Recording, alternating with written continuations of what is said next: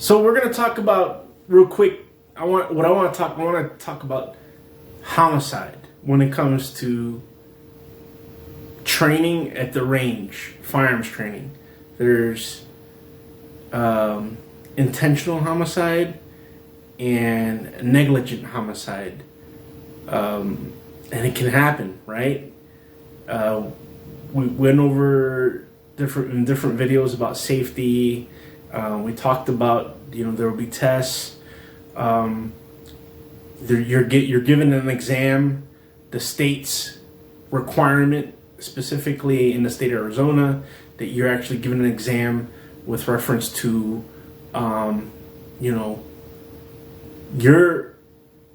the expectation that what can happen or will happen to you if you make a mistake and it causes somebody to die, right? Recently in the news, I was made aware of a firearms instructor at the federal level who died. I don't know the specific information with reference to the incident, so I'm not going to make a conclusive summary or a statement with reference to that incident. But I will make this statement.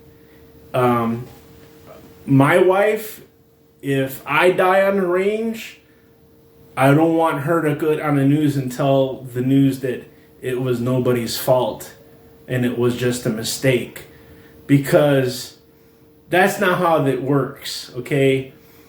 If I'm on the range as an instructor, first off, okay, if I'm alone running the range, even if it's federal, state, county, I don't care what jurisdiction or what level of government it is, I would think that my organization or the people I work for would provide me with additional instructors for safety's sake, right? Even if we are law enforcement, it doesn't matter.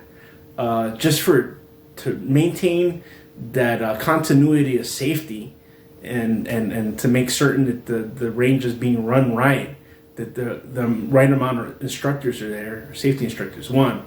Another thing is that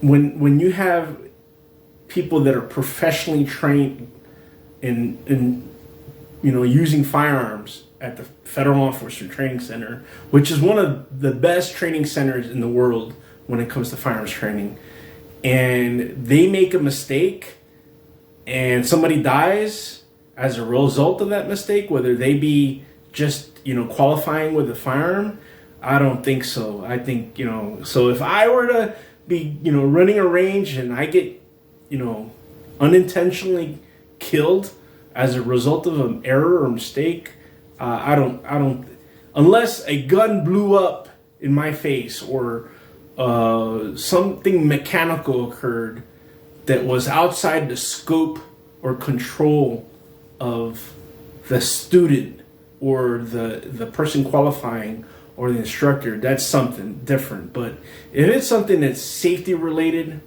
no, I wouldn't expect my wife to be running up there. And I'm saying this because I saw that news and it kind of turned my stomach to see that individual, that law enforcement officer's family member, the spouse, to look, it almost looked like it was she was coached to give a statement with reference to not holding anybody accountable or holding anybody that it was a simple mistake that caused her husband's death. I don't think so. That's not how that works. You know what? I would tell my wife today, get a good lawyer, and there should be an investigation by an agency outside of that agency. So if it was Department of Homeland Security, then the ATF should be investigating that shooting, and accountability should take place. So if he was the person that died was the only instructor at that time at that range, then there's a lot of questions. There's just a lot of questions. And you know what? That chain of command, everybody who were responsible leading up to that death should be relieved of command. I'm taking the gloves off, because you know what? I've seen this over my career where just because you're a police officer or a federal law enforcement officer or state police or whatever, they kind of like, oh, just go to the range and take them to qualify, take so and so to qualify. But here's the thing: most times the firearms instructor are not supervisors. They're put in an awkward situation because they're in a supervisory role. Because you know what? If you disqualify somebody, it affects their job. It affects their ability to continue working as a law enforcement officer. So it's usually like they're most times the best qualified in firearms. They know the rules and they really have a lot of patience. And they're probably one of the most stellar employees at that agency. And they are being groomed or in that direction, headed towards a management position. But the thing is, a lot of management people dump on them because they don't give them all the resources. They just expect them to do this stuff. And you know what? No, not really. I don't think that. So if it's intentional homicide would be like somebody going to the range and intentionally shooting somebody because they can, and then it looking like a mistake. That's one. And on our testing in order to qualify that's an actual question. You know, can you be charged for intentional homicide if you shoot somebody while you're qualifying in the range? Yes, you can. Another question that could be on a test is, can you be charged with negligent homicide if you shoot somebody on the range, or as a result of your unsafe actions, somebody gets hurt, shot, or seriously injured or killed on the range? Yes, you can. So I'm just saying, I'm not giving you test questions, but I'm just letting you know that it's likely that if you're in a situation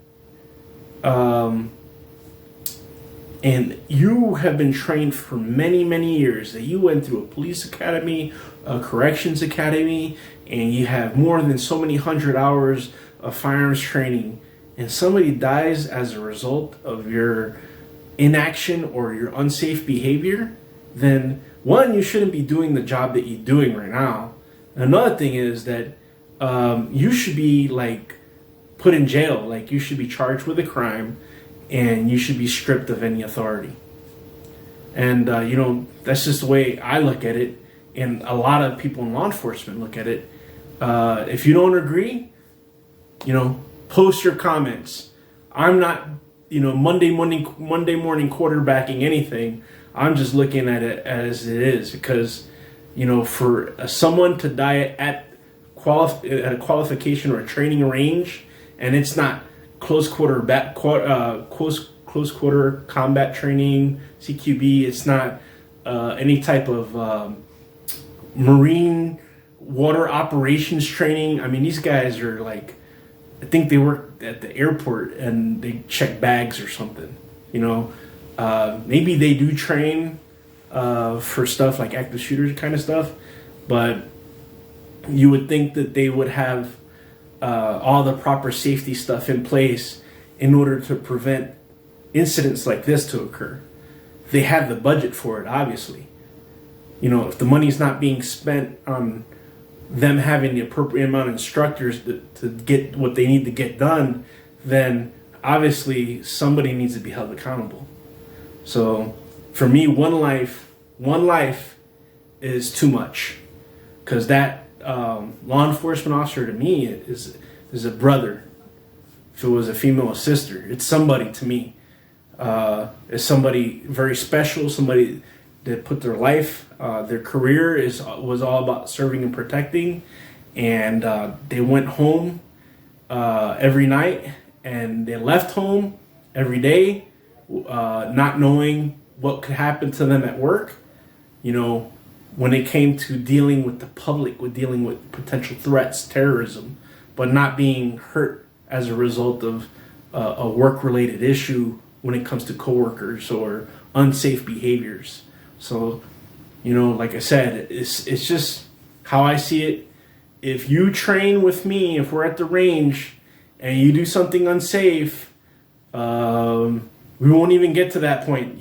And I think anybody that has trained with me or I've ran a range for are aware that I have kicked people off the range for very minimal safety concerns, or I have shut them down right away because I don't want to even get to that point.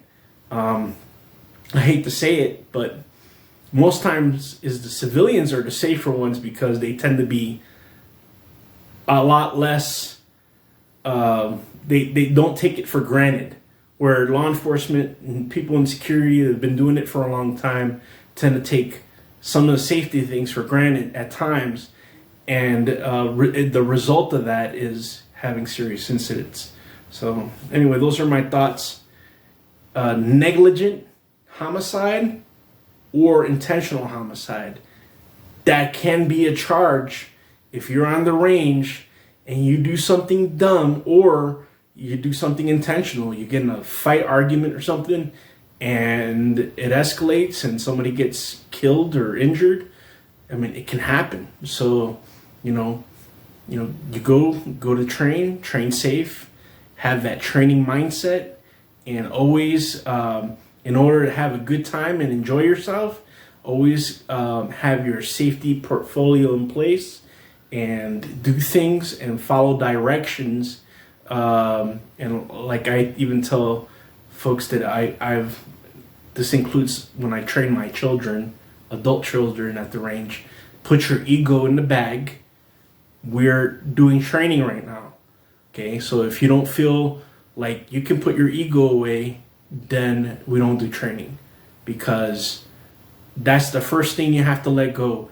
Because if you can't learn, then there's a problem there. That's going to keep you from being able to continue with the group, with the team, doing something safely, because it's going to interfere and it's going to cause something bad to happen. So, like I said, if you guys have anybody out there, you have any questions or concerns, let me know. Those are my thoughts. And I have many years. I've seen a lot of crazy stuff happen on the range, not as a result. And the weird thing is, the serious injuries I've seen have never been really as a result of unsafe behavior. It has been as a result of bad ammunition, or the guns were malfunctioning, or the guns were just metal fatigue, and exploded or something like that. And that was during my time in the infantry, in the Army, and in the Marine Corps.